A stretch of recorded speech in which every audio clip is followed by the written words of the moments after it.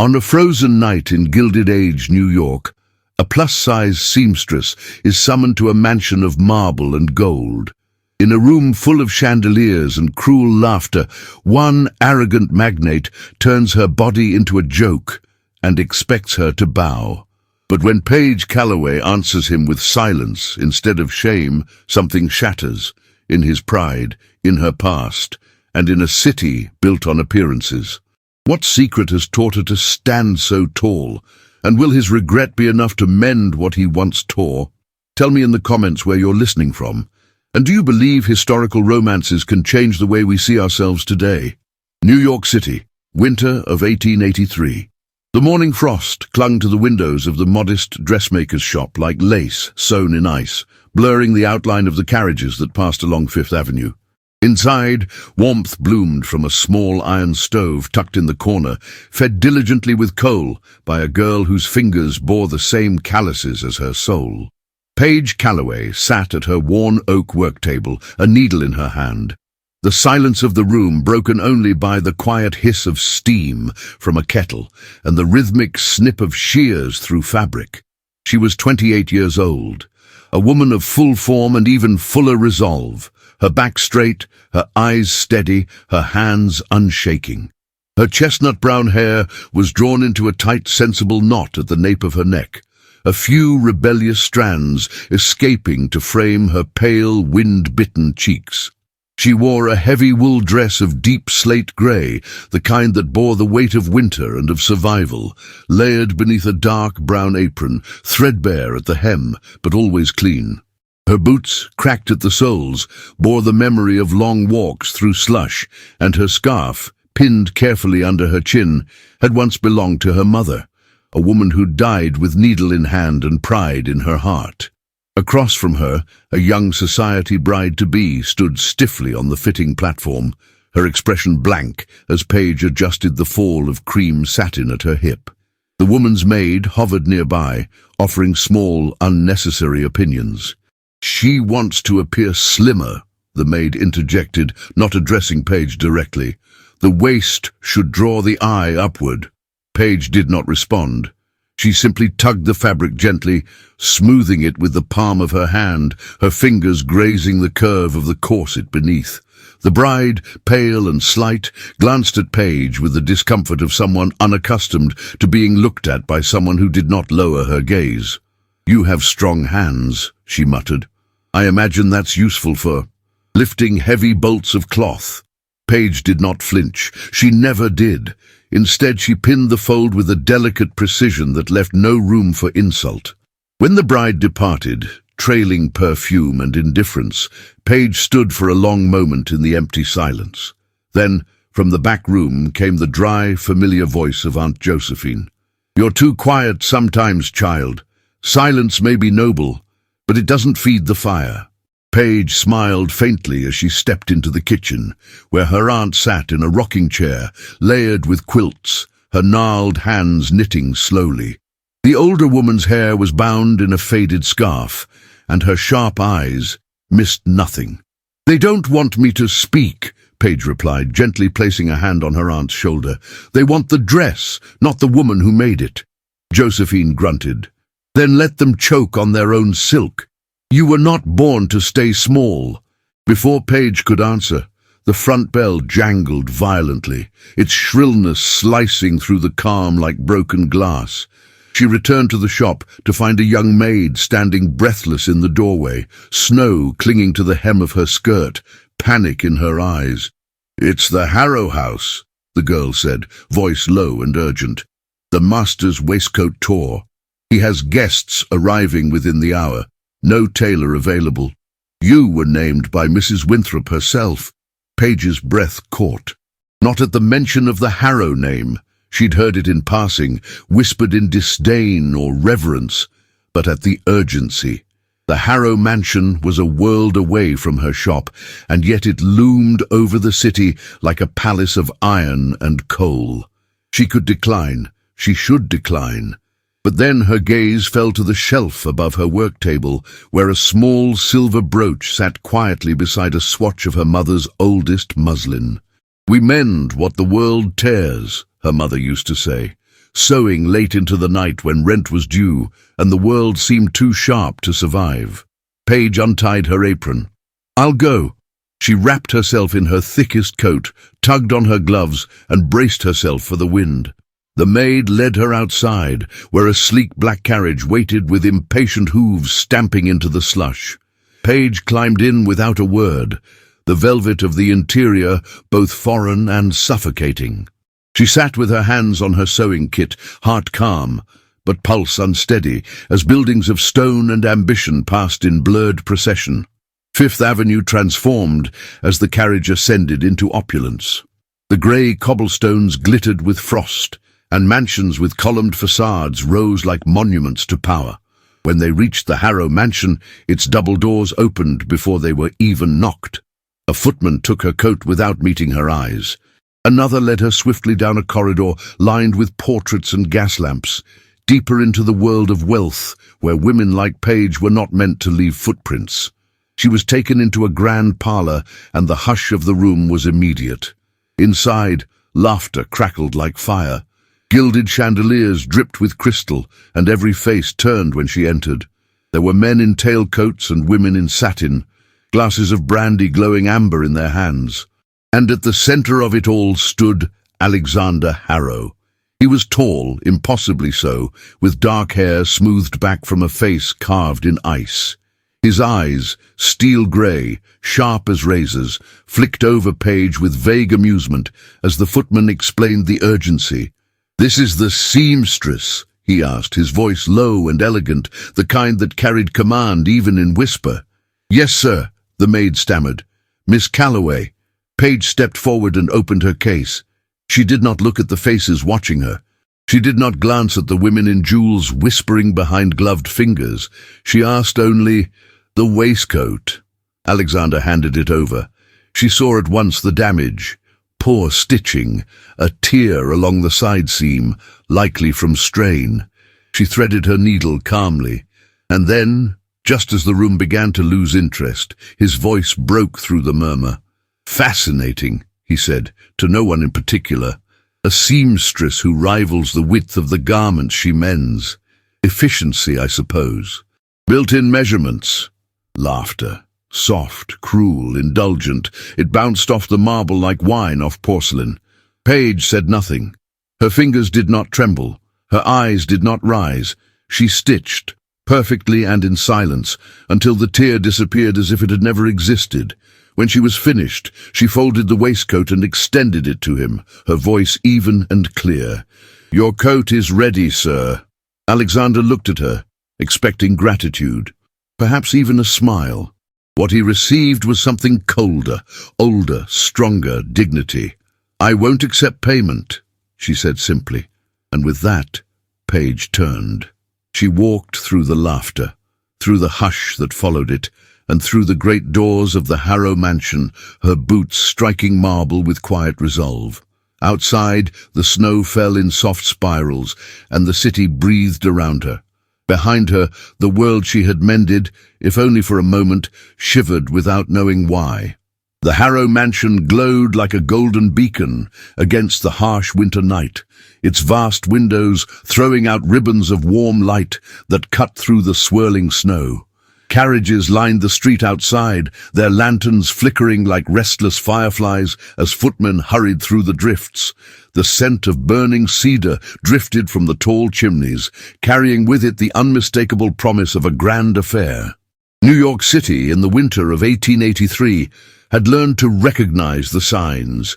When Alexander Harrow opened his doors, the entire upper echelons of society leaned in to listen. Inside, the grand foyer shimmered beneath a cascade of crystal chandeliers, each prism scattering light with the brilliance of diamonds. Velvet-draped staircases curled upward in polished mahogany arcs, and the marble floors, so pristine they might as well have been carved from glaciers, echoed with the measured footsteps of servants trained to glide rather than walk. Everywhere there were whispers of elegance, excess, and power, yet it was not the ballroom or the music or the guests who held Paige Calloway's attention.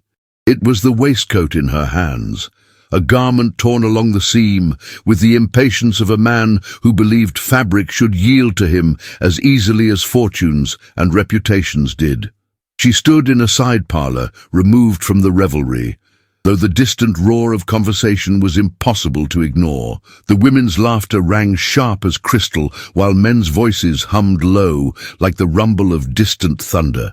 The parlour itself was a display of wealth that bordered on arrogance. Damask curtains, gilt-framed landscapes, a Persian rug so thick it muffled even the most hurried footsteps. And seated at the very centre, polished, imposing and immovable, was Alexander Harrow. He had not needed to sit, of course. He could have paced, he could have stood before the mirror with restless superiority. But no, Alexander chose to sit because it allowed him to watch her. To watch the seamstress who dared to enter his world with her wool dress and humble posture. His gaze held an intensity that suggested he was cataloguing her, measuring her, as though she were a curiosity instead of a woman. Paige did not look at him. She focused instead on the tear, guiding her needle through fabric with practiced precision. The waistcoat was made of fine charcoal wool, lined with silk that shimmered each time it caught the firelight. Whoever had stitched it originally had done so carelessly, relying on price rather than skill. Paige worked silently, her fingers gliding with a steadiness that betrayed neither urgency nor discomfort. But she felt him watching. Alexander Harrow was the kind of man whose presence filled a room long before he spoke. His dark hair, sleek and carefully combed, framed a face shaped by discipline and confidence. His grey-blue eyes, cold, calculating, breathtaking in their aloofness, rested on her with the disinterest one might offer a passing thought. Yet beneath that indifference, there was something sharper, a glint of curiosity, a glimmer of challenge. It was that glimmer that unsettled her more than anything else. Voices drifted from the hallway as the doors were pushed open by an attendant. "Mr. Harrow," the man announced, bowing slightly. "Your guests are gathering in the red drawing room. They await your presence." Alexander gave a slight tilt of his head, a gesture that conveyed both acknowledgement and dismissal. "Tell them I will join shortly." The attendant retreated, leaving silence in his wake. Paige felt her pulse quicken, though her face remained composed.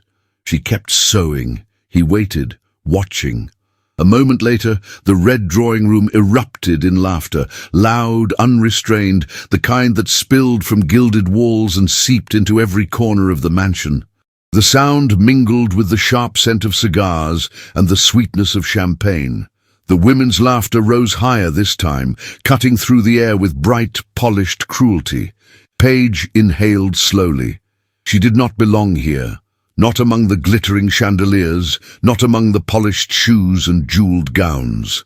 She belonged to thread and fabric, to long nights bent over a table lit by lamplight, to windows that fogged from the warmth of her own breath. Yet she stood in this room, in this mansion, with her needle piercing silk as though she were mending a heart instead of a garment. Her mother's voice, soft and steady, whispered from memory. "We mend what the world tears, and sometimes, child, we mend what it tries to tear in us." Paige tightened the thread and continued her work. Another gust of laughter drifted into the parlour, this time accompanied by footsteps. A small cluster of elegantly dressed guests spilled into the doorway, drawn by curiosity or boredom. Paige could not tell.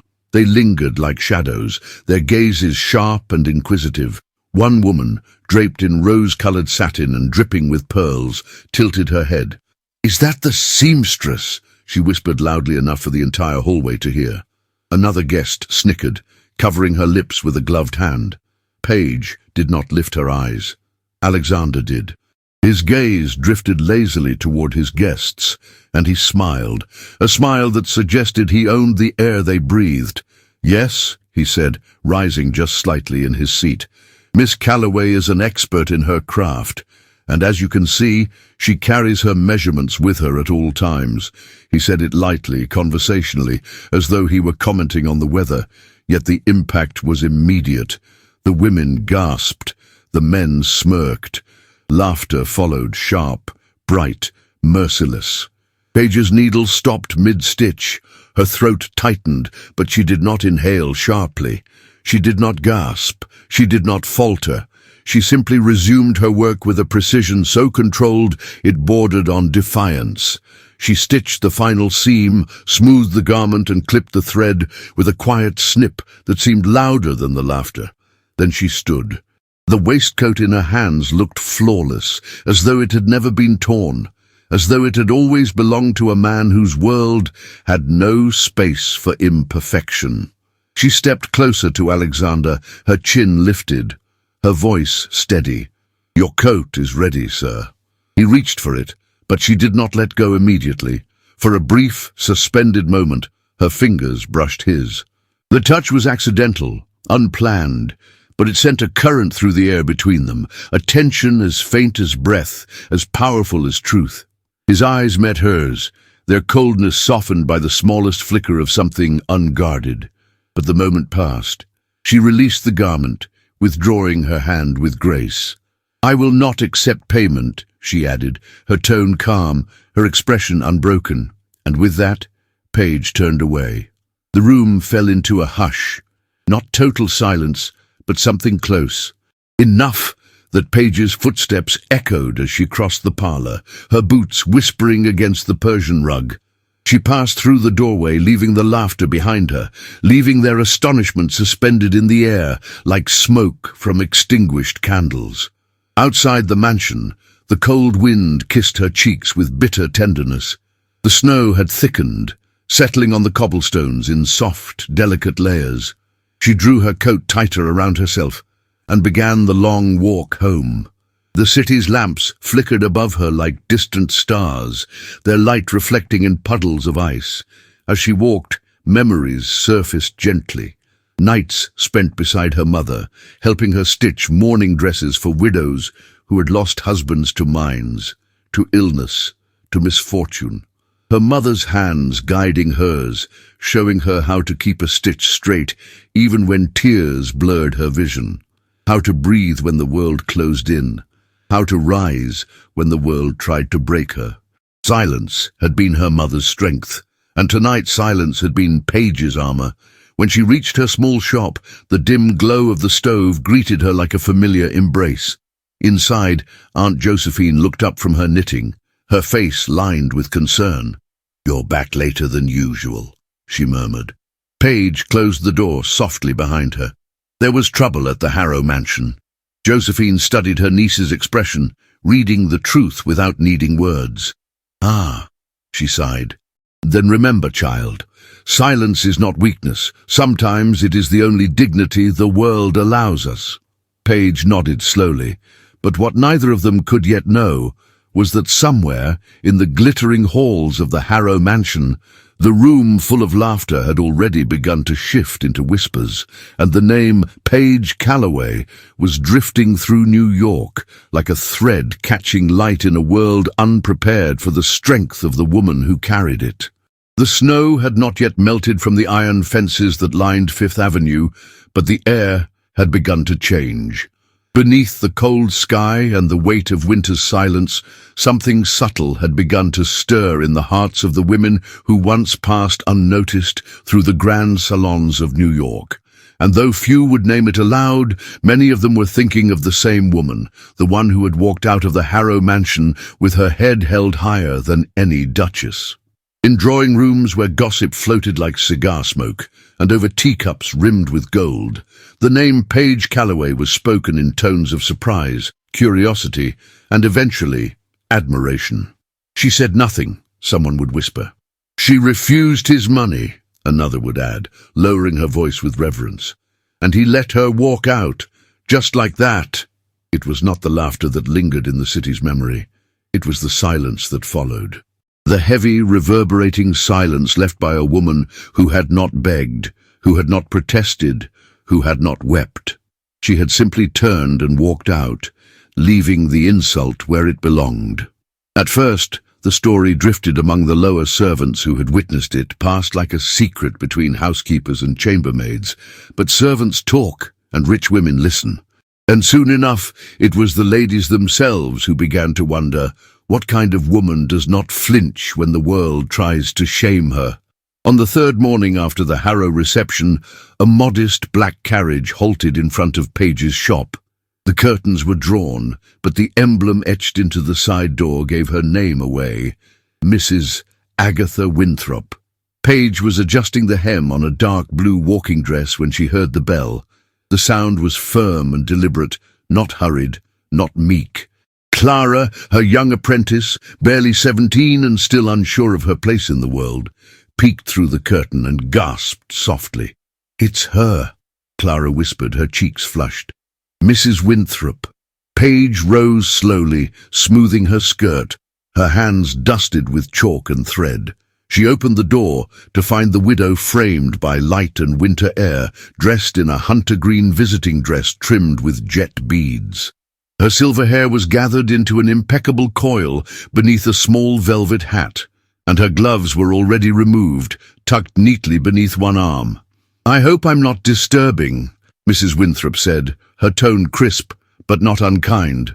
"Not at all," Paige replied, stepping aside. Mrs. Winthrop entered the shop like a woman entering a cathedral, aware of her presence but not assuming reverence. Her eyes swept over the space, taking in the bolts of fabric, the neatly folded gowns, the spools of thread organized by color and thickness. There was no lace on display, no ostentatious frills, just clean lines, good fabric, and a quiet sense of purpose. "I'd like you to alter 3 of my gowns," she said without preamble, "and design me a 4th. Paige blinked. "Your gowns are all from Madame Fournier's atelier." "Yes." The older woman removed her hat, revealing sharp blue eyes beneath fine brows. "And I am no longer amused by being told to wear black simply because I have silver hair, or to avoid pleats because they add volume. I've spent 61 years shrinking myself to fit spaces that weren't made for women like me. No more." There was a silence between them, not the awkward silence of strangers, but the solemn silence of something unspoken passing between 2 women who understood. Paige nodded once. "Of course." From that moment forward, everything shifted. Over the following week, more women began arriving, alone, quietly, and often with a kind of nervous dignity. They came with gowns that no longer fit, with dreams they had abandoned in attics, with tears hidden behind veils and stories told in low voices. They were women with rounded arms and softened waists, women whose corsets had long since stopped serving any purpose but shame. They were widows, aging debutantes, wives too long ignored by husbands who thought beauty belonged only to youth. And to each one, Paige offered something she never advertised: a gown that did not try to make them someone else, but simply made them seen. Her hands became instruments of healing. She adjusted seams like one might adjust memory, gently, with reverence. She took in not just fabric, but sorrow. And in return, the women left her shop with backs a little straighter and gazes more certain. The shift in power was not loud, it was quiet, but it was unmistakable. At the Harrow mansion, Alexander sat in his study beneath the flickering light of a gas lamp, a ledger open before him. The numbers blurred as his thoughts drifted to the seamstress he had mocked without thinking. No, because he hadn't thought. Her silence had stayed with him. Not because it had embarrassed him, but because it had revealed him. He remembered the moment her fingers brushed his when she handed him the waistcoat. A touch so brief it could have been accidental, but he had felt it in the marrow of his pride. Felt it again when his sister, Lillian, entered the room 2 days later with a folded note in her gloved hand. "I've sent for a new walking gown," she announced, removing her hat. Alexander did not look up.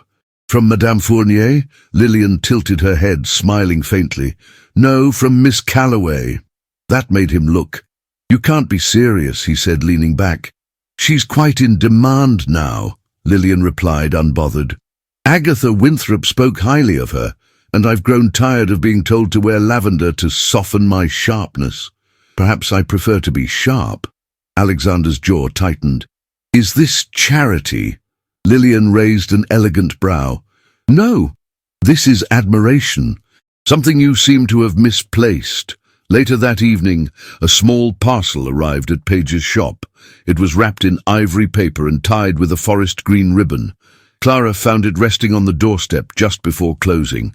Inside, nestled in velvet, was a pair of shears, long, slender, exquisitely crafted, their handles engraved with delicate filigree. There was no note. Paige studied them in silence. She held them with care, testing the weight, the balance. They were beautiful. Too beautiful. Too fine for someone like her. She did not need finery. She needed tools that earned their keep. "Who do you think sent them?" Clara asked. Paige did not answer. The next morning she visited the supplier who sold such shears. The clerk, eager to please, confirmed the purchase had been made under the name Harrow. She left the shop without speaking.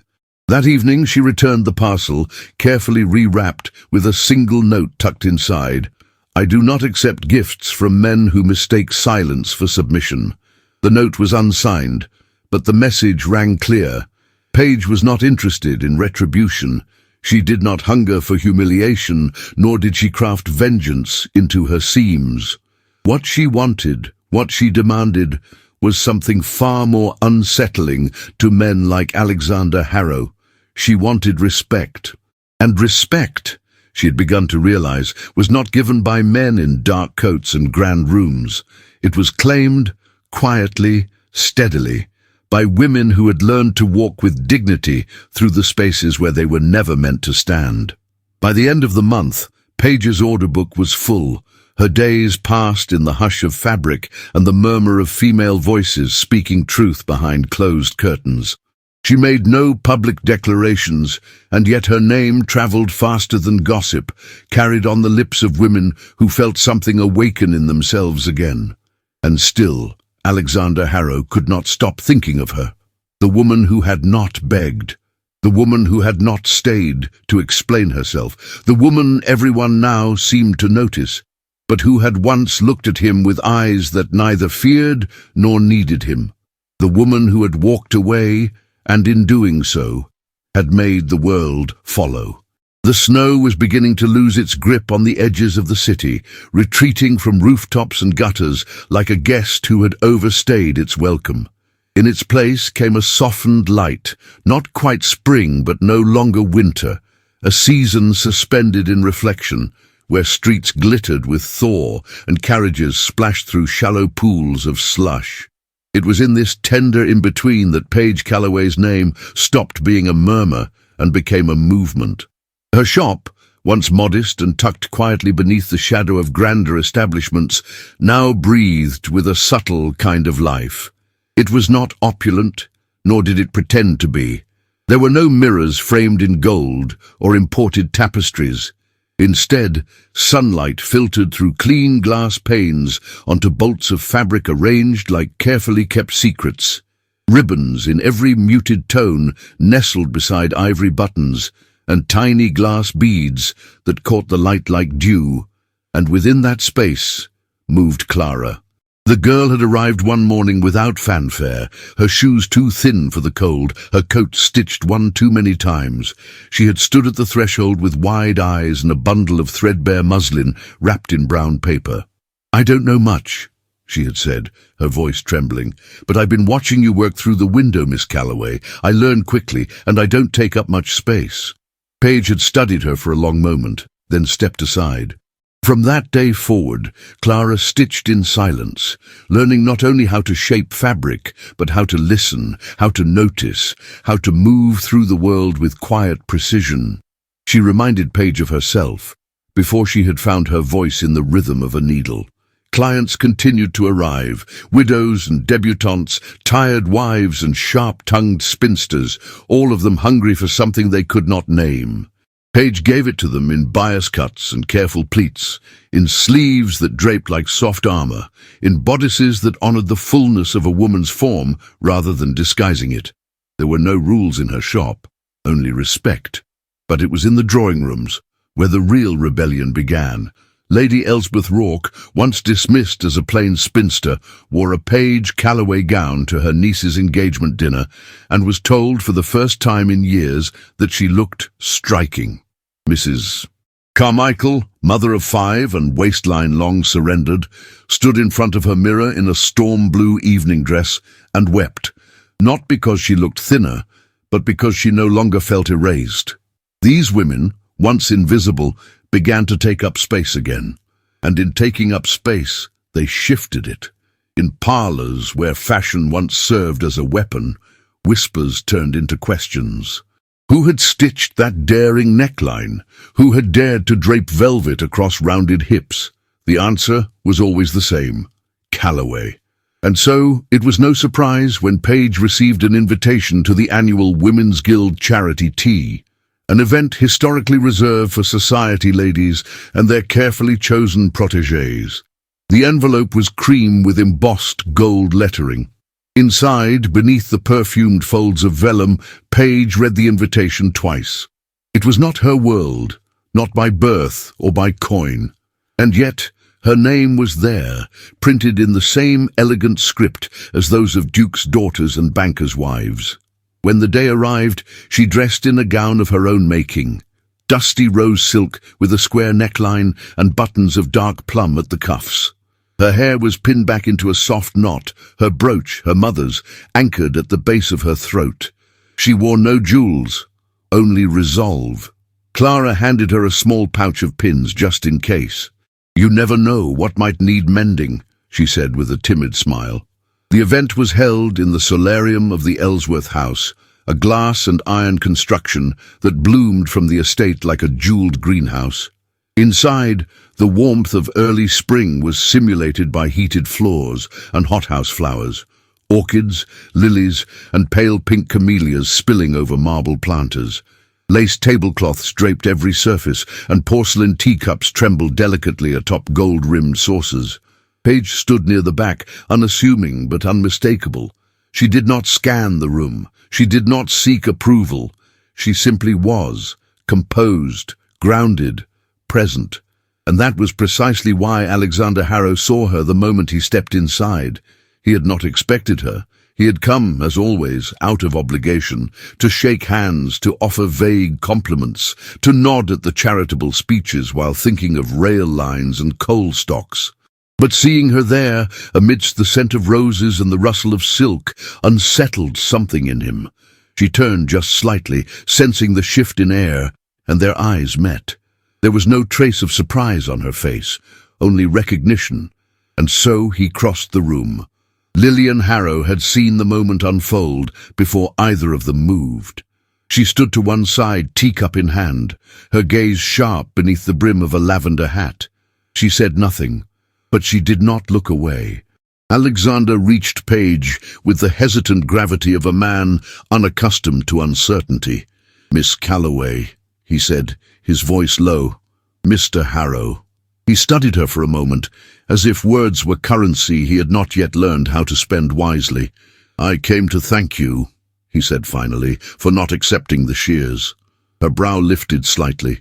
"Was it your intention to buy forgiveness with a gift?" "No," he replied too quickly. Then, softer, "It was an apology." Paige folded her hands in front of her. "Then allow me to offer you something in return. The difference between apology and atonement is action."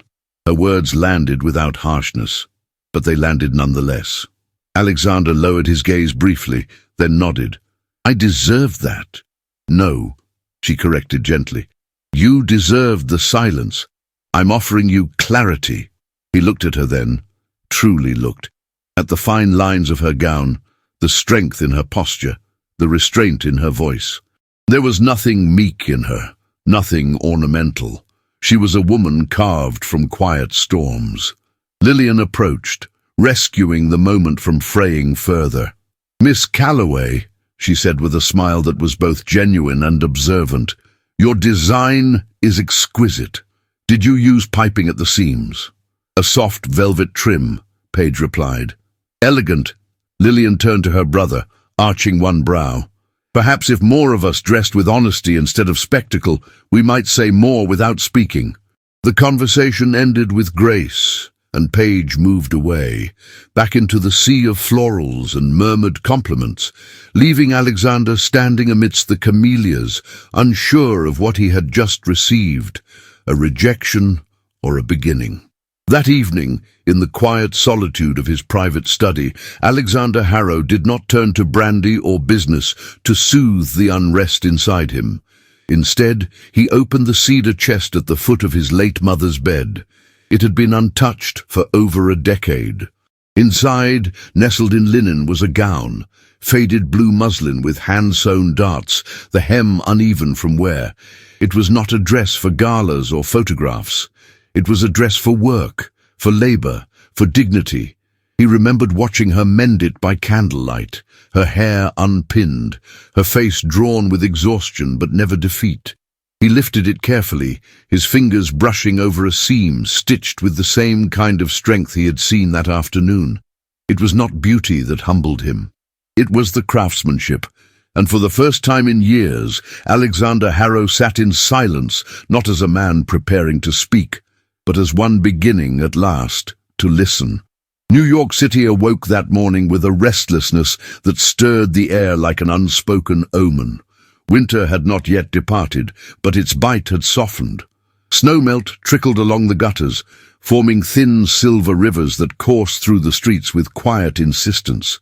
Carriages splashed through them, leaving behind muddy crescents on the cobblestones, and newsboys shouted the day's headlines with the urgency of small hurricanes.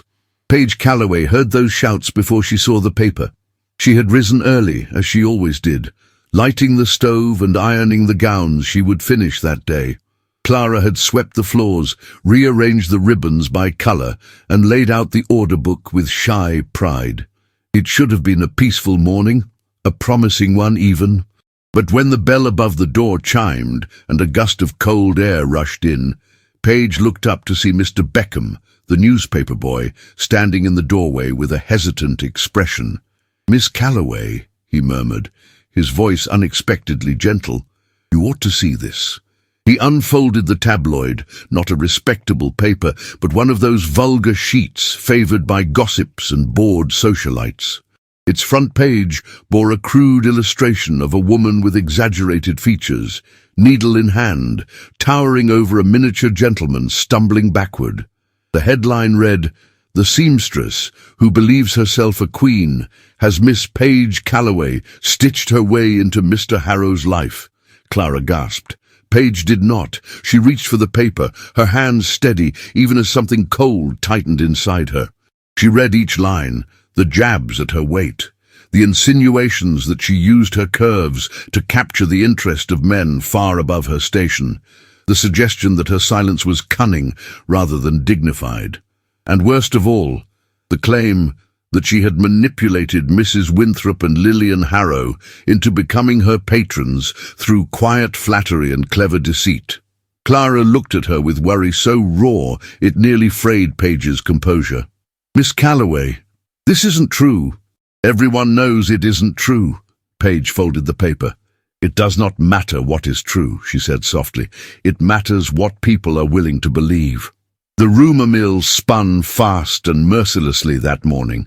By noon, clients who had eagerly booked fittings were sending apologies. By late afternoon, the shop stood quiet, the unfinished gowns hanging like suspended breaths. Paige refused to panic, but the silence pressed heavily. As the sun dipped, Aunt Josephine shuffled from her armchair, leaning heavily on her cane.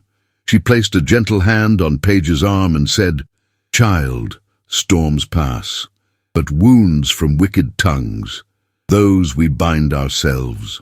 Paige smiled faintly at that, grateful for the comfort but restless beneath it. The world had mocked her before, but this felt different. This felt orchestrated. She learned the culprit's name before nightfall, Miss Delphina York. A dressmaker known for her cutting silhouettes and cutting words, Delphina had been the favored seamstress of several prominent families until recently. The shift had come quietly, but unmistakably. Clients had migrated to Paige, drawn not by spectacle, but by sincerity, and Delphina had noticed. What Paige had not expected was how far the woman would go. Delphina's bitterness became the wind that fed the flames of gossip. She whispered about Paige's childhood, twisting half-truths into malicious fiction. She implied that the young seamstress from the Lower East Side had risen far too quickly, that she had charmed her way into noble circles, that her gowns were merely tricks sewn into silk. But it was the rumors about Alexander that stung the worst. Paige had only met the man twice. She neither sought his company nor desired his approval. Yet Delphina made it sound as though Paige lingered at the edges of high society like a moth drawn to candlelight. She could endure slander about her work, even her body, but lies about her integrity, those pierced deeper. Paige closed her shop early that evening. Clara lingered, torn between wanting to stay and wanting to give her mentor space. "Go home," Paige murmured. "Your mother will worry." Clara hesitated, then embraced her quickly before leaving. Paige watched her go, feeling both proud and unbearably alone. Later that night, as she mended the hem of a gown with trembling hands, her thoughts drifted to her mother, strong, soft-spoken, luminous even in hardship. A woman whose final years had been spent stitching dresses in a crowded tenement, hunched over a single candle flame, breathing air thick with dust. A woman who had died in a seamstress fire that consumed the building before dawn. A memory Paige rarely allowed herself to revisit crackled to life, her mother pressing her small brooch into Paige's hands the night before the fire, whispering, "Never hide your hands, Paige. They were made to build." Paige inhaled sharply. She had vowed that day never to sow in the shadows of men who valued coin over safety, never to work in fear, never to bow again, and she would not bow now. But even as she steadied herself, forces outside her little shop were shifting. Across the city, in the marble halls of the Harrow estate, Alexander stood at his window overlooking Fifth Avenue as snow flurries returned. He held a telegram in one hand, his jaw clenched. There had been an accident. One of his mines in Pennsylvania had partially collapsed, trapping several workers. He had received the report shortly before dinner, a foreman and 2 miners injured, one of them critically. Rather than delegating responsibility as many expected, Alexander left the house at once, traveling through the night by train and carriage. He arrived at the mine before dawn. Torchlight flickered on jagged rubble and dirt-stained faces. Men who normally avoided their employer's gaze now looked to him with a mixture of fear and fury. Alexander knelt beside the injured foreman's wife, who sat on a crate, her fingers stained with coal dust and tears. "My husband saved 2 men before the beam fell," she whispered, her voice hoarse. "He said silence in the face of danger is a curse. He never kept quiet when something needed to be said, not even when others feared speaking." Alexander felt those words settle in him like an unwelcome truth. The price of silence. He remained at the site until the last of the debris was cleared, his presence steady but heavy. And though he spoke little, he listened, really listened, to the cries of children, to the rage of workers, to the grief of widows. When he finally left, the sun had risen pale and weak, casting long shadows across the ruined earth. He carried that shadow with him back to New York. Meanwhile, the city's gossip columns buzzed louder than ever, but they were not prepared for what happened next. Mrs. Agatha Winthrop arrived at Paige's shop the following morning, not with pity, but with fury. "I have spoken with the editor of that dreadful paper," she declared. "I informed him that his slanderous ink stains the very hands of every woman who reads it." Behind her, Lillian Harrow stepped into the shop as well, dressed in a dove-grey day gown. "And I have announced," Lillian added with a lift of her chin, "that no woman of good standing should purchase gowns from Miss York until she learns the meaning of decency." Paige stared at them, stunned. 2 women of power. 2 women from a world that had no reason to defend her, yet they were standing in her doorway, their voices sharp, their loyalty unwavering. The tide shifted that morning. Clients returned, new ones arrived, and inside Paige's shop the silence felt different, not oppressive but full full of stories and laughter and the soft rustle of fabric becoming something beautiful. As twilight descended, Paige sat beside Aunt Josephine at the small kitchen table. She finally spoke the truth she had kept buried in her chest for so long, about her mother, the fire, the vow she made. Josephine took her hand, her clear eyes shimmering. "You survived by refusing to shrink," the older woman whispered. "Do not let false tongues undo what real courage built."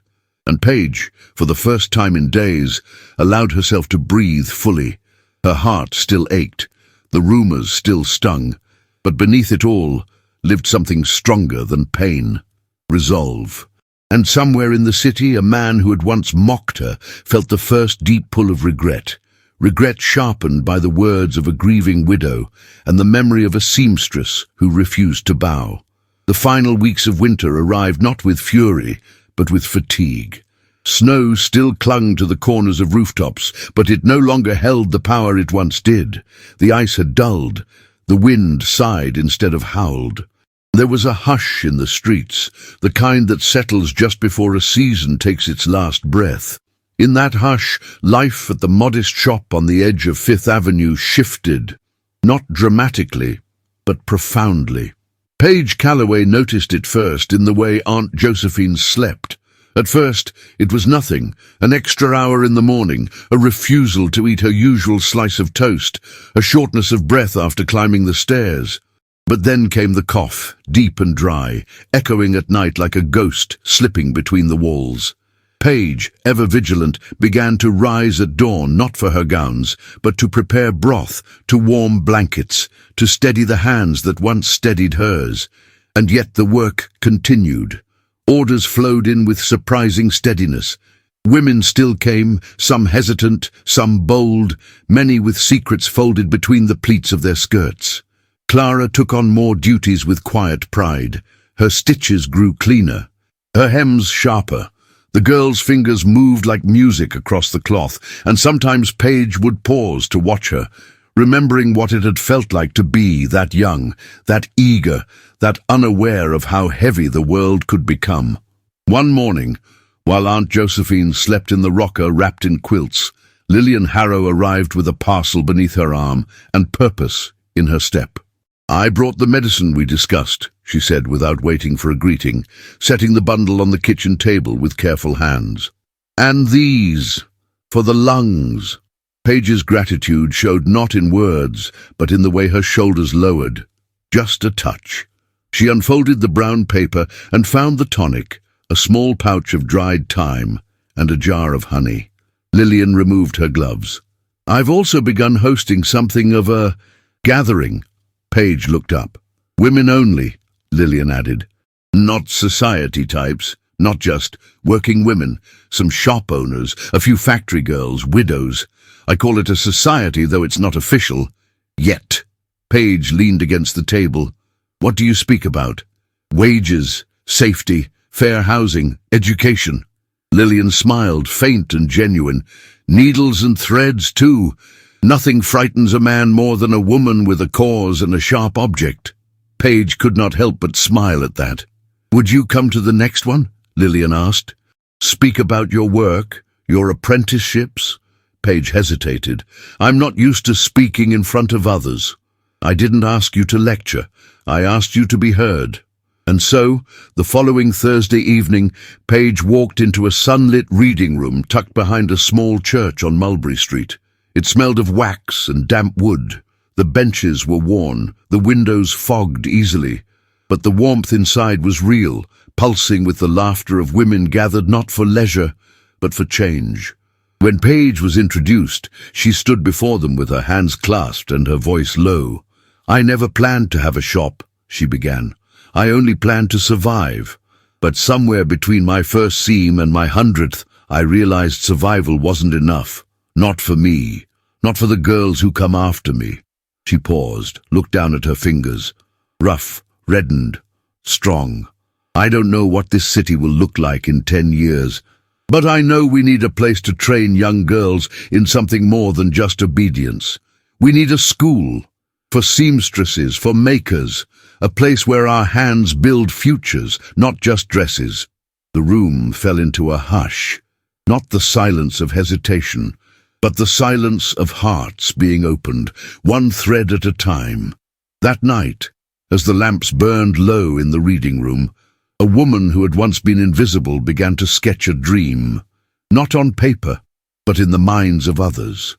Across the city, in the quiet solitude of a study lined with ledgers and forgotten ambitions, Alexander Harrow was reading. He had discovered the box by accident, searching for something entirely different. It was tucked into the bottom drawer of his mother's escritoire, wrapped in silk, her name inked softly across the top. Inside were letters, dozens of them, some unfinished, some never sent. In them, she wrote about the loneliness of wealth, the ache of standing beside a man who never listened, the guilt of ignoring the girls who stitched her gowns while their own clothes fell apart. One letter, dated only months before her death, held the words that stayed with him longest. "I worry what I've passed on to Alexander. I taught him how to appear, but not how to see. I taught him to lead, but not to listen. And I fear I have raised a man who does not know how to kneel at the feet of dignity." He read it twice, then a third time. Something inside him, long dormant, shifted. That week, he summoned his factory managers. Quietly, with no public fanfare, he increased wages. He established safety drills. He instructed them to keep the youngest boys off the night shifts. He did not justify it. He simply said, "Because it is time." One evening, he visited the site of the mine accident again. He spoke with the men. He asked their names. He sat in the mud, took off his gloves and listened. And though none of it undid the mistakes of his past, it marked a beginning. Atonement, he had begun to understand, did not shout. It stitched. In the days that followed, Paige returned to her work with new eyes. She no longer sketched only gowns. She sketched classrooms, sewing benches, a garden outside a schoolhouse with white shutters, girls laughing, stitching, learning. She kept those sketches in a separate ledger. Clara once peeked inside, her eyes wide. "Is this for us?" Paige didn't answer directly. Instead, she took the girl's hand and placed it on the blank page. "Someday," she said, "you'll draw your own." Each night, after Clara went home and Josephine slept, Paige lit the lamp and drew. Sometimes the paper blurred with tears, not of sorrow, but of longing, of hope. She had lived a life that demanded stillness, a life that told her to be small. But inside her now bloomed something larger than grief, larger than dignity, possibility, and far across the city, in a room filled with shadows and regret, Alexander Harrow watched the candlelight flicker against his mother's last letter. And for the first time, he began to wonder what it would mean to build something not for power, but for redemption, and for her. The winter ball at the Atherton estate was the kind of event that stitched itself into the memory of a city. It was held on the final Saturday of February, when the frost had grown heavy on the windows and even the gas lamps flickered as though bowed by the weight of the season. The invitations, engraved in gold and sealed with wax, had been delivered weeks in advance, and carriages lined the boulevard like a procession of velvet-lined secrets. Inside the mansion, chandeliers glistened like captive stars, and the scent of jasmine and firewood curled through the air like perfume whispered from a dream. It was a night of velvet, of pearls, of idle cruelty and controlled grace. And this year, someone, was different. Paige Calloway did not attend the ball. She had never been invited. Her name did not appear on seating charts, nor was her presence requested beside those whose fortunes had been built on names rather than merit. But her work was there, and it shimmered. Nearly half the women in the ballroom wore gowns designed, sewn, and imagined by Paige and her apprentice Clara. Softly draped silks in hues of deep wine and ash rose, sage green and twilight blue. Sleeves that embraced arms with elegance rather than concealment. Necklines that framed dignity, not just beauty. Skirts that moved like breath when the music rose. They were not the gowns of Paris or Vienna. They bore no foreign label. They were American. And they were hers. Whispers began before the orchestra even struck its first note. Guests paused in greeting one another to admire the surprising cohesion of the evening's fashion. Not the sameness, no, it was the sense of unity beneath diversity. Each gown was different, unique, tailored to its wearer, but there was something unmistakable running through all of them, something firm yet fluid, a voice. Miss Delphina York noticed it too. Standing near the marble staircase, adorned in a violet gown of her own design, a masterpiece of exaggerated ruffles and overly tight corsetry, Delphina scanned the crowd with an increasingly sour gaze. For years, she had ruled events like these through her fabrics, commanding loyalty through exclusivity and intimidation. She had once sewn for half the women in the room. Now she barely counted 5. Her jaw tightened. Her fan snapped closed with a decisive flick of her wrist, and she waited. It was just before the supper bell rang that she found her moment. As conversation swirled in silver tones around the champagne fountain, Delphina drifted to a group of young debutantes admiring each other's gowns. "Exquisite work, isn't it?" she said sweetly. "So flattering for those of us with, how shall I say, imperfections that require strategic draping." One of the girls flushed. "Did you know," Delphina continued, her smile sharp, "that Miss Calloway grew up in a tenement house on the Lower East Side? Her mother died sewing for pennies in a fire. Quite the tale, romantic in a tragic way." The group fell silent. "She's a miracle, some say. I say, well..." Her fan fluttered. "It takes more than talent to rise so quickly. It takes strategy." But before the discomfort could settle fully, another voice rose behind her, clear, steady, laced with frost. "Indeed, Miss York," said Mrs. Agatha Winthrop, stepping into the circle with all the command of a seasoned general. She did rise, and not once did she climb by stepping on another woman. Delphina turned, caught off guard. Mrs. Winthrop was radiant in forest green satin, a Calloway original that curved gently over her frame like a second skin. She wore no jewels save a gold watch pendant and a ring that once belonged to her grandmother, but her dignity needed no adornment. "I watched Paige stitch that hem," Mrs. Winthrop continued, "and I've seen you stitch reputations into shrouds. So perhaps, Miss York, we can agree to let the gowns speak for themselves." Delphina opened her mouth, closed it, retreated. The girls exhaled as if freed from a spell. Around the ballroom, the news travelled fast. Not of the insult, but of the defence. Women began to seek each other's eyes, finding courage in the knowledge that they were not alone in choosing Paige Calloway, that they had not made a mistake in stepping outside the usual names, the usual rules, the usual shame. A new kind of power began to hum beneath the chandeliers, and Alexander Harrow noticed it.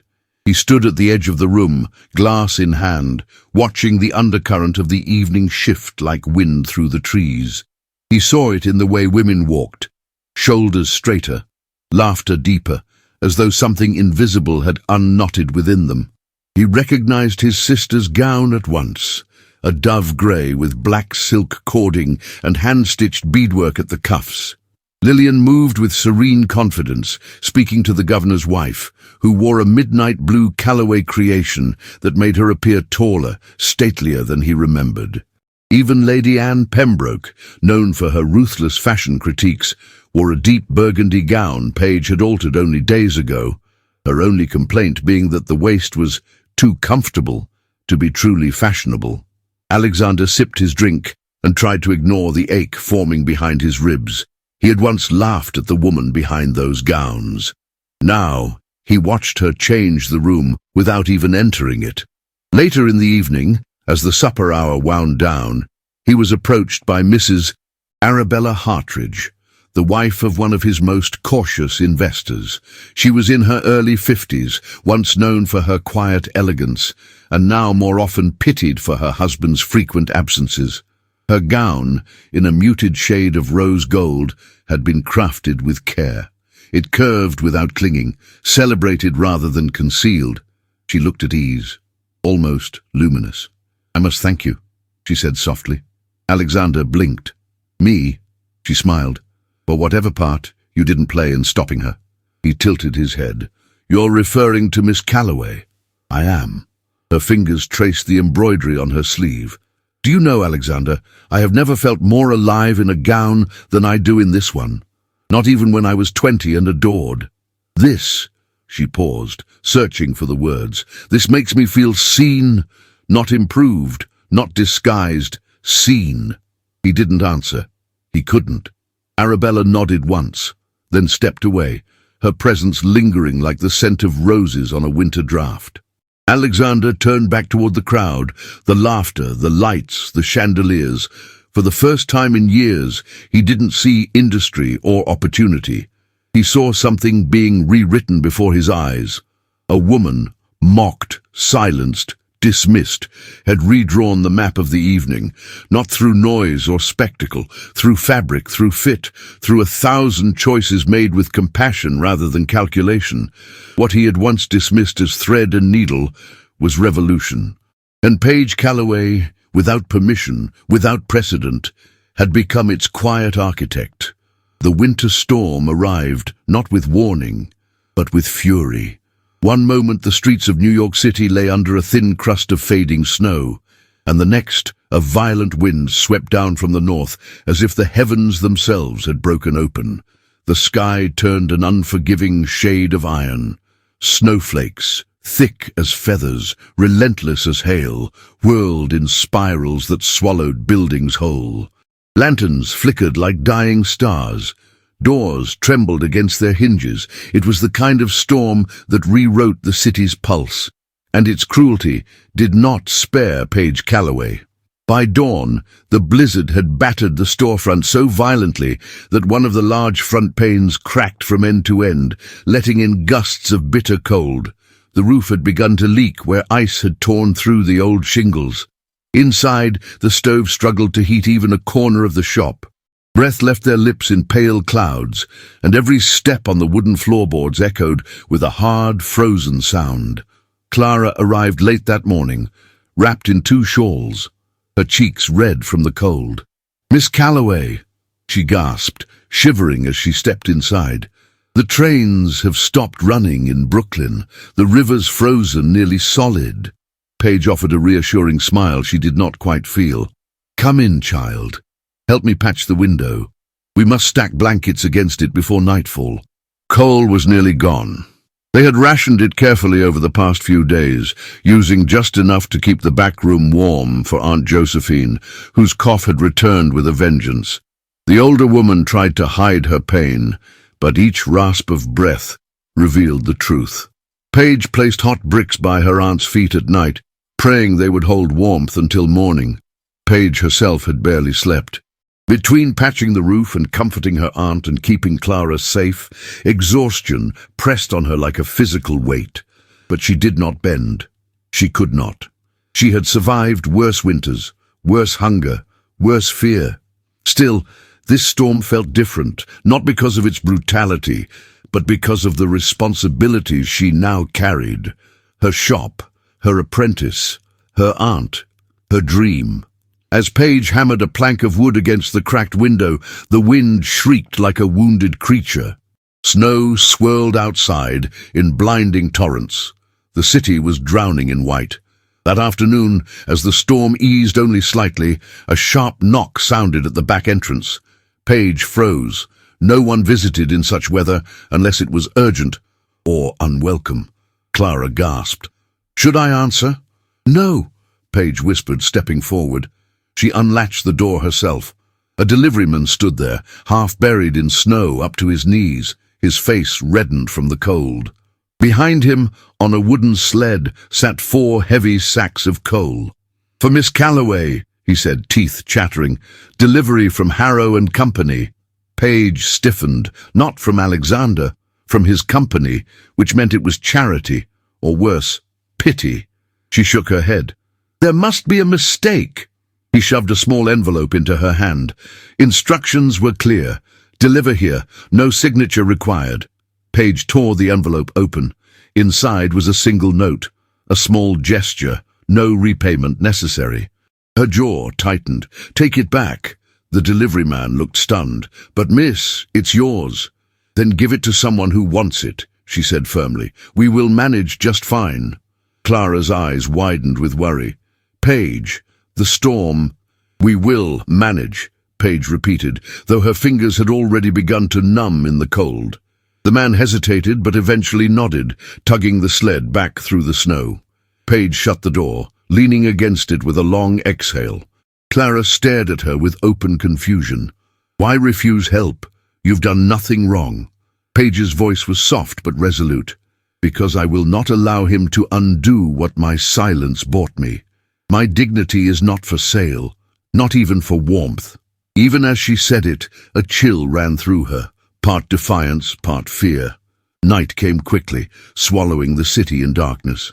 Paige and Clara moved Josephine's rocker closer to the stove, piling blankets around her like a cocoon. Paige brewed tea from the last of their herbs, which Josephine sipped slowly, her hands trembling. Hours later, as Paige reinforced the roof again, Clara approached quietly. I didn't want to say it, she murmured. But the coal, it didn't come from the company. Paige paused mid-hammer.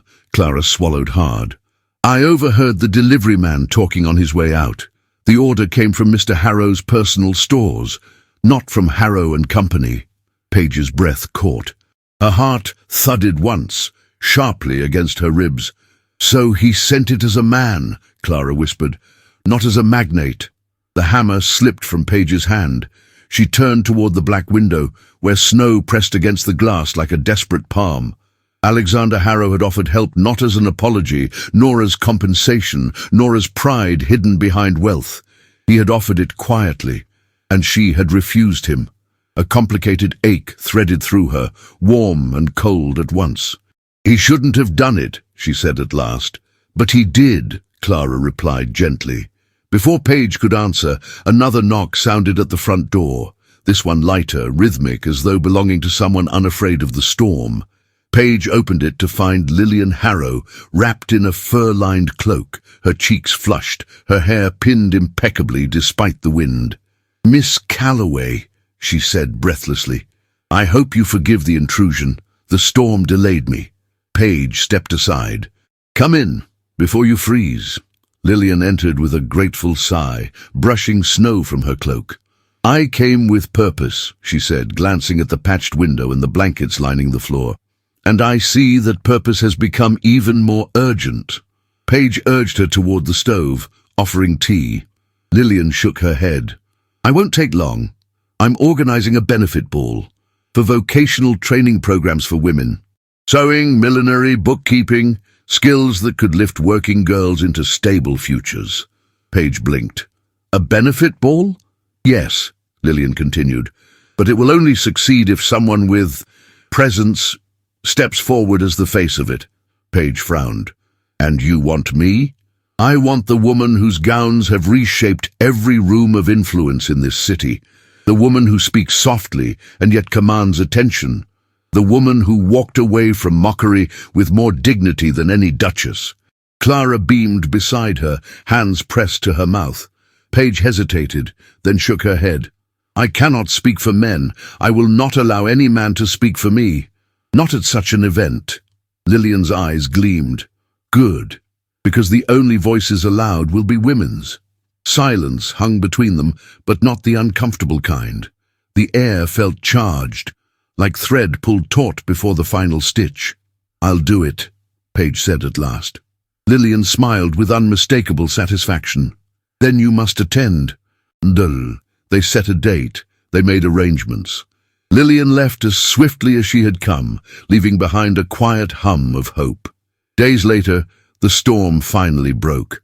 Snowmelt dripped like tears from every roof. Carriages ventured cautiously onto thawing roads, and Paige began designing a gown for the benefit ball, not for a client but for herself. She chose deep garnet silk with a subtle sheen, its color reminiscent of embers simmering in a dying fire. She shaped the bodice to frame her shoulders, not diminish them. She allowed the skirt to drape with dignity, not constraint, and at the collar She pinned her mother's brooch, the small silver piece that had saved her spirit countless times. When she stepped into the ballroom that night, every conversation fell briefly silent. She was not a seamstress tonight. She was a woman carved from strength and sorrow and simmering resilience. A woman who had stitched herself back together each time the world tried to pull her apart. Alexander Harrow noticed her the moment she crossed the threshold. He stood near a marble column, dressed in black and midnight blue. His gaze fixed on her with a quiet awe he did not bother to hide. His breath stilled, his posture shifted. Something unspoken, almost unbreakable, passed between them. Paige did not bow her head. She held his gaze for a single heartbeat, then looked away, moving into the crowd like a queen in her own right. She had weathered the coldest winter, and the city had begun to thaw. The thaw came slowly that year, as if winter itself were reluctant to release its hold on New York City. Snow retreated in uneven patches across rooftops, dripping into alleyways with a steady rhythm like a city learning to breathe again after months of holding its breath. The air still carried a bite, but beneath it was a promise, subtle, fragile, but unmistakably there. Inside Paige Calloway's shop, the stove crackled with renewed life. Fabric bolts lined the walls in soft, vibrant colors, as if protesting the monotony of the passing winter. Clara, now more confident with her needle, stitched quietly by the front window, humming a gentle tune. Paige watched her from the work table, pride mingling with something deeper, something almost tender. She had spent the morning sorting through orders, alterations for spring dances, a few mourning dresses for women who had lost husbands to the blizzard's cruelties, and several requests from wives of factory workers whose wages had unexpectedly increased. Paige suspected she knew why, but she refused to let her thoughts wander in that direction. Not today. Not after the storm. Not after the ball. She focused instead on her sketches. Her hand drifted lightly over the paper, shaping the outline of a classroom bathed in sunlight.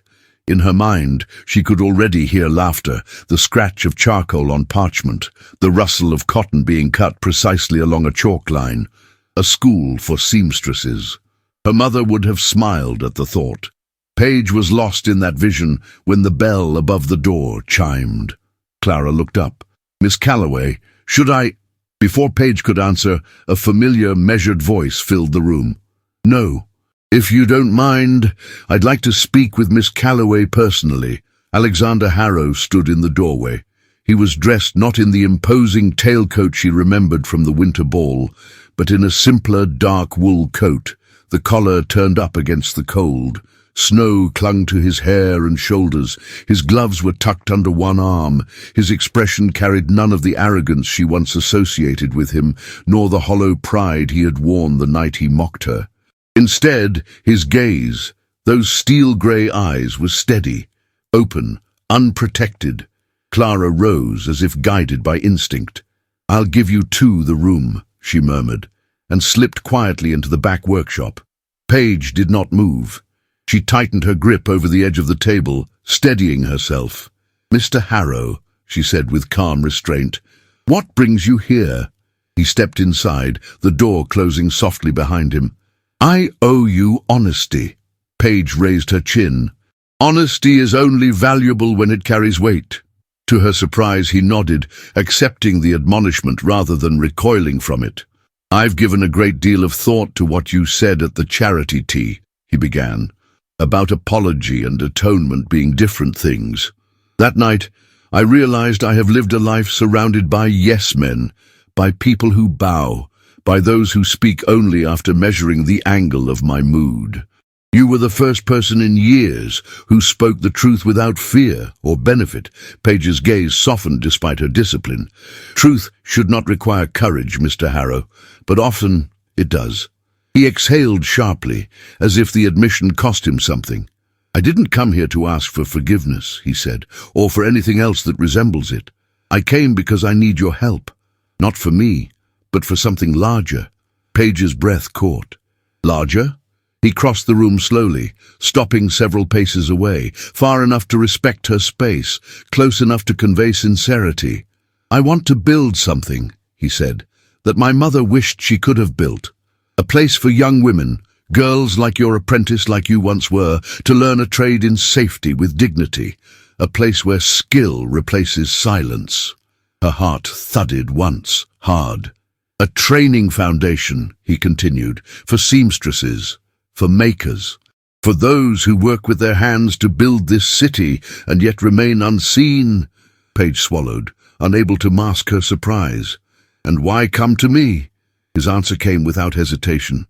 "Because your name means something mine never will."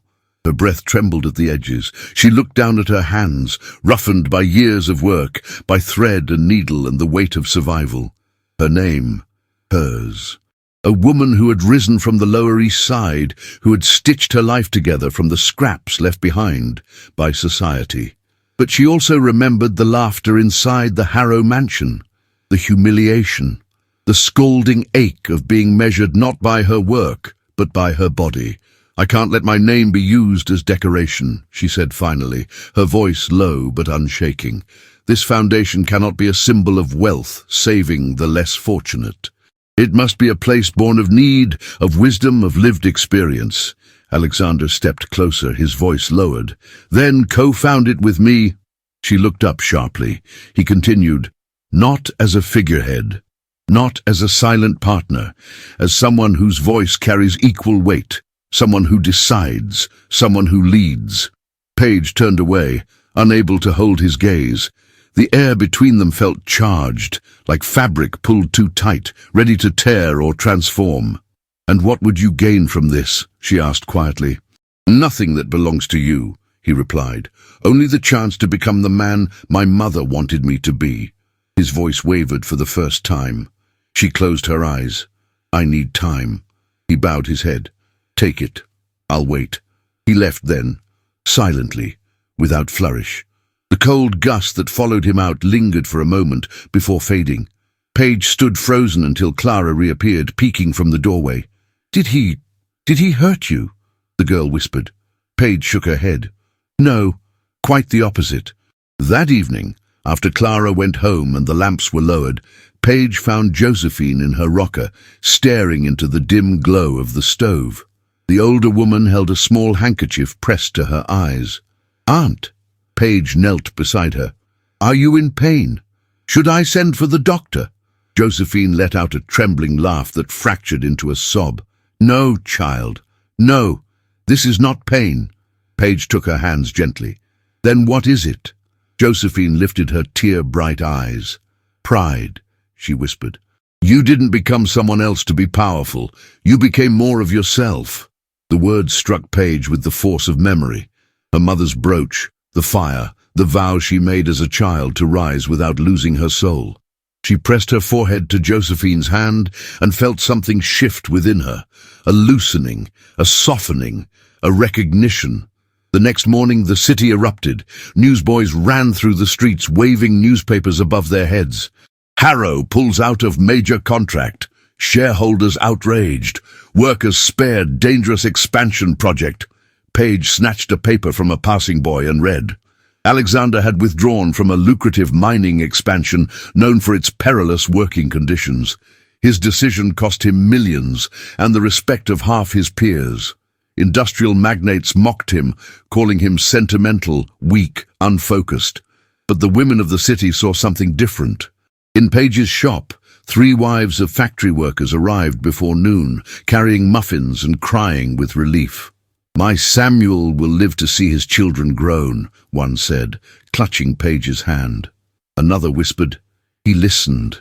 A man like that listened." Paige tried to speak, but words slipped away. Clara stepped forward, overwhelmed. "Miss Calloway, this is because of you." Paige shook her head slowly. "No, his choices are his own." But inside, something fragile and determined bloomed. Not affection, not yet, but respect.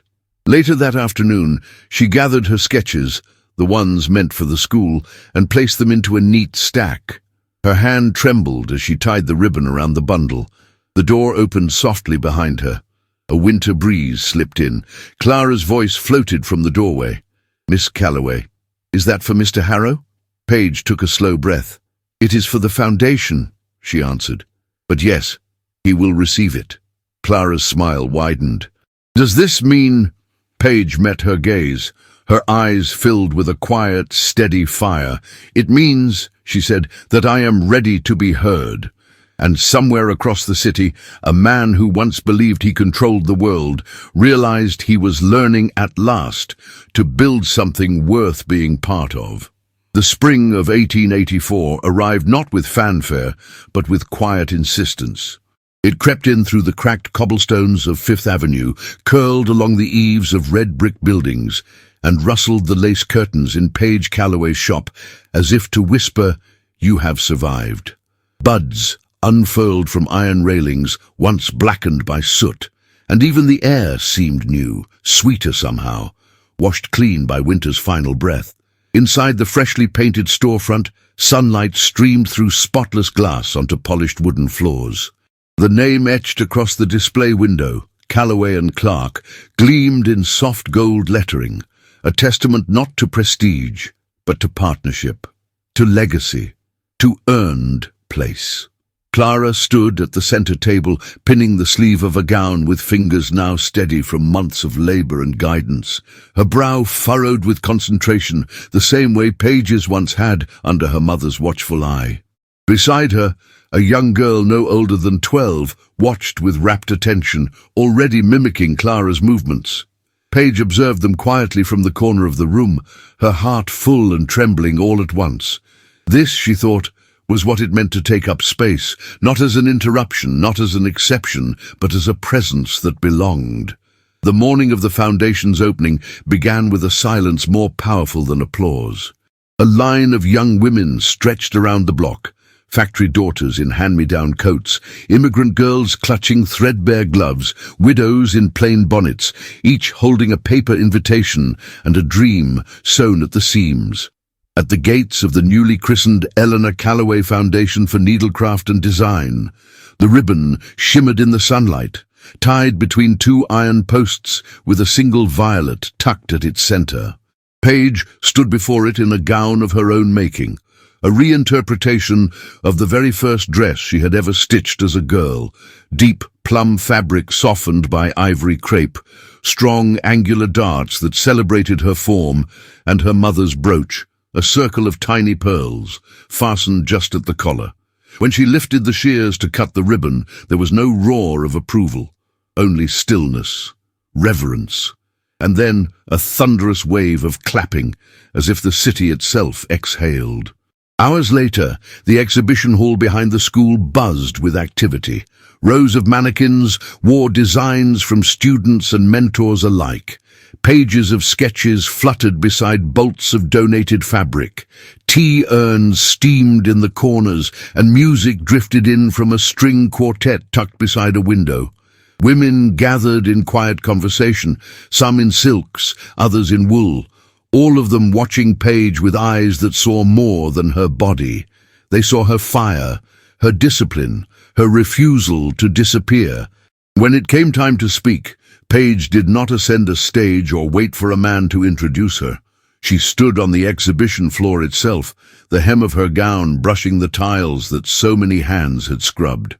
"I was told once," she began, her voice steady but low, "that a woman should never take up too much room, that we must shrink in silence to be seen as graceful. But I have learned that silence does not mean absence, that softness is not weakness, and that presence is power." She paused, eyes sweeping the crowd. "I stand here not because I overcame who I am, but because I embraced it, and I did not do it alone." She turned slightly, hand resting lightly over her heart. "I stand because of every woman who hemmed a skirt in the dark, every girl who stitched a sleeve by candlelight, every widow who kept sewing because grief didn't pay rent. I stand because of my mother, because of Aunt Josephine, because of Clara, because of women who whispered my name not in gossip, but in hope." A murmur swept the room. Some wept silently, others reached for each other's hands. I will not name the men who doubted me, Paige added gently. They already know who they are, but I will thank the women who carried me forward. With that, she bowed her head slightly and stepped back into the crowd, not elevated, not unreachable. One of them. Across the room, standing beneath the archway near the exit, Alexander Harrow watched. He wore no boutonniere, no tailored waistcoat or gilded cufflinks. His coat was simple, dusted from travel, and his shoes bore the creases of weeks spent walking rather than riding. His hands were folded before him, fingers knotted in a pose of quiet humility. He did not approach, he did not wave, he simply watched her. The woman he once mocked with careless words, the woman who met humiliation with dignity. The woman who refused to be reshaped by society's mold and instead reshaped society around her. As the guests began to filter out, some exchanging cards, others vowing to return, Paige moved toward the doors. The air outside was warmer now, the first hints of lilac curling around the gates, and there he stood, not beside a carriage, not beneath a banner, just outside, waiting. She paused before him, tilting her face upward to meet his eyes. He bowed slightly. "Congratulations." Paige nodded. "Thank you." Silence stretched between them, but it was not empty. It pulsed with all that had been said, all that had been risked. It thrummed with the memory of laughter once weaponized, now silenced by integrity. He took a breath. "I didn't come to be seen. I came to listen." Her gaze flickered, soft but searching. "And what did you hear?" His voice was quiet. "Everything I needed to." Paige glanced past him, at the city beyond, at the girls who still lingered at the foundation's doors, at the life waiting to be stitched together anew. Then, slowly, she extended her hand. He did not take it immediately. He looked at it as one might look at a rare thread. Fragile, yes, but capable of holding everything in place. Finally, he offered his arm, and Paige, the seamstress who was never small, placed her hand gently atop it, not because she needed to lean, but because she had chosen to walk beside him. They stepped forward into the fading afternoon light, not as magnate and seamstress, not as debtor and forgiver, but as two souls trying to learn a new stitch. One made of truth, one made of choice, and perhaps, with time, one made of love. The spring of 1889 arrived like a memory made flesh. Magnolia petals floated down over Gramercy Square, their edges curled by late frost, their scent delicate, almost hesitant. The city had changed. Trolley lines buzzed where carriages once ruled, and women in split skirts walked with heads held high past marble banks and iron-windowed shops. But on the corner of 20th Street and Irving Place, time had left something sacred untouched. Calloway and Clark, now double its original size, stood proud beneath a new sign in carved wood and mother of pearl. Its windows showcased gowns of daring elegance, bold sleeves, cinched waists, and fabric that swayed with breath rather than stiffness. Inside, a woman with streaks of silver in her hair measured a hem with practiced grace. Paige Harrow, née Calloway, had not grown smaller with time. She had expanded, in presence, in power, in peace. The seams of her life no longer held her in. They held everything she had built together. From the back of the shop came the sound of quiet giggles. Clara, now co-director of the foundation, was crouched beside a small girl with chestnut curls tied in a velvet ribbon, teaching her how to thread a needle. The child's brow furrowed in intense concentration before she grinned at her own success. "She's got your focus," Clara said, glancing over her shoulder. "And her father's stubbornness," Paige replied, smiling. Just then, the bell above the door chimed. Alexander stepped in, brushing melting snow from his coat. He looked older now, not with weariness, but with refinement earned through choosing better paths. Lines had formed around his mouth, softened by years of laughter. His hair had silver at the temples. In his hand, he held a paper cone of roasted chestnuts and a single flower wrapped in waxed linen. "For my girls," he said, kissing the child's forehead, then Paige's hand, "and for the woman who keeps rebuilding the world with stitches." "Late again," Paige said gently, taking the flower. "Fashionably," he teased, and she raised one brow, unconvinced. In 5 years, the foundation had trained over 100 women. Some had opened shops in Brooklyn, others joined union efforts. One had even patented a type of expandable waistband and was due to present it in Chicago. Society had shifted not by revolution, but by the slow, determined art of women refusing to be silenced.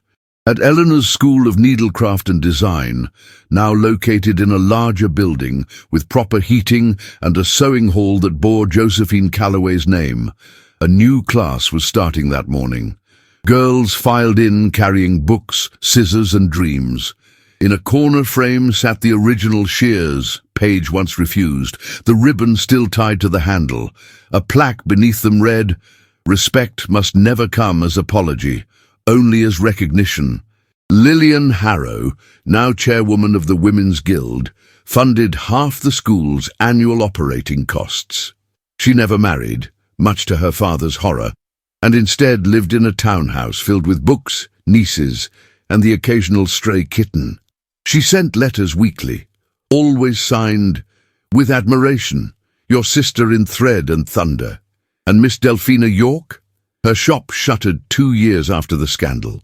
Rumor had it she remarried and moved to Baltimore, where she now hosted etiquette luncheons with less bite and more caution. The city remembered her name only in cautionary whispers.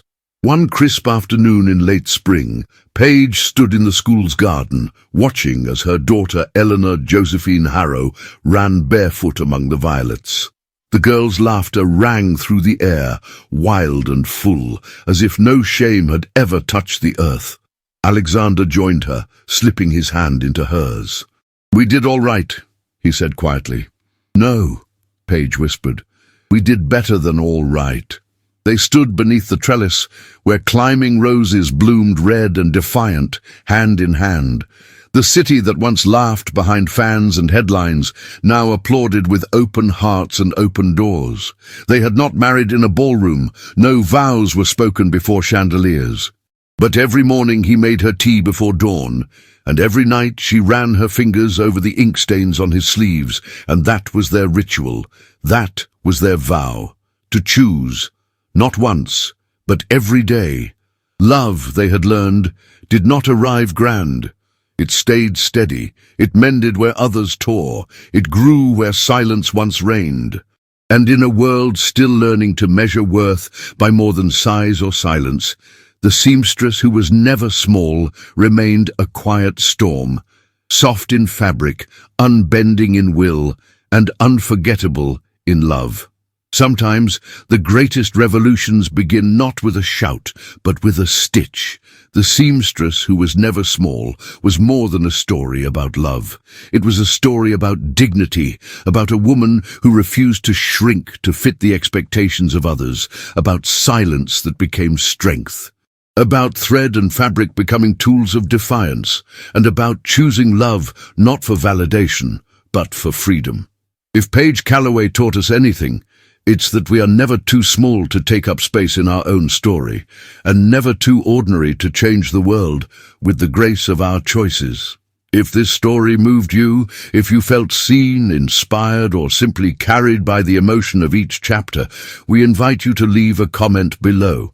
And if you read until the very end, write the word "stitch" in your comment so we know you're one of those souls who stayed for every tear, every triumph, every thread of this journey. Your presence here means everything. If you'd like to support the team that brings these heartfelt stories to life, feel free to send us super thanks in the amount that feels right to you. It helps us continue creating stories full of emotion, beauty, and meaning. But if that's not possible right now, your shares are just as powerful. Sharing this video with a friend or loved one helps us reach more hearts. Don't forget to check out the other love stories I've left for you in the cards, each one a different journey, but all stitched together by the same thread, the belief that love, dignity, and courage never go out of style. Thank you for being here, for watching, for feeling. See you in the next story.